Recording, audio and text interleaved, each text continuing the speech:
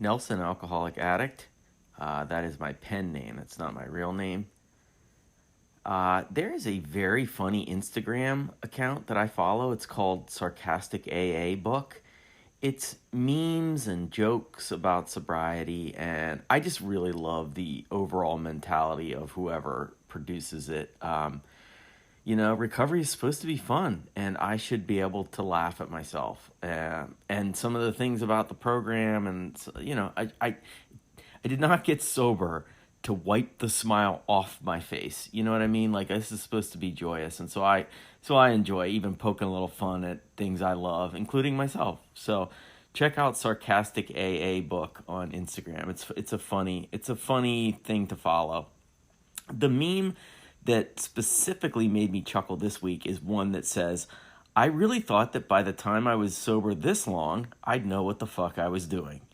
And it really hits home because I do have imposter syndrome, I guess sober imposter syndrome, many days where I think something or I do something or I say something and I sit back later and think, am I sure I have been sober since 2008? Because that is not the behavior or thought pattern of someone that's been sober for over a decade. And that's apparently a common theme because, well, there's a meme about it, right, from a big AA person. And also, there's a bunch of old recovery sayings that I've heard that relate to that. I've heard many people say something along the lines of, at 1 year sober, you get your marbles back, and at 10 years sober, you get to play with them.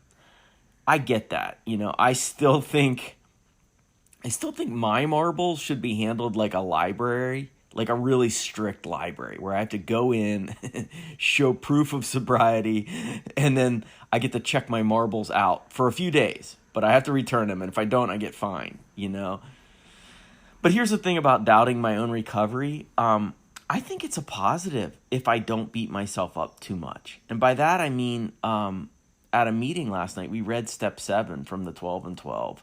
And that Step 7 encourages us to humbly ask our higher powers to remove our character defects. I think the word humility is in the chapter like 25 times, maybe 30, 40, 50 times, over and over again. It's in there. We are reminded to be humble, to have humility. And when I do enter a day realizing I don't know everything, I'm just so much better off. There is almost no harm in listening too much to people, to not having contempt prior to investigation. There's no harm to not thinking, I got this or I'll figure this out.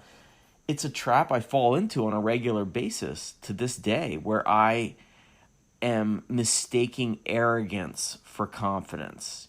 I want to be a confident person. Sobriety has helped me become a confident person. I think I live a good life now. I think I'm a solid employee, dad, husband, neighbor, sober friend, and so on. I don't ever really benefit when I think I'm the number one dad or the very best employee or the smartest guy on my block. That just hasn't helped my sobriety at all. Because I don't learn anything. When my mind is closed, because I know so much already, I don't learn. There's no space to learn anything, and I don't know everything. I mean, geez, that's so obvious. I don't know everything. The bottom line is I've found more success in recovery when I constantly ask for help. And when I first got sober, I thought that asking for help, that's something you do at the beginning, and then you figure everything out. And then you can ease off on being vulnerable. And it's the opposite. That old mentality, it has not served me well at all. I need an open mind and an open heart and a mouth that is not open very much. It needs to be closed as much as possible. And if I do those things where I have an open mind, open heart, and keep my mouth shut, if I do that, maybe I can hang on to my marbles for a little bit longer than usual. Thanks for letting me share.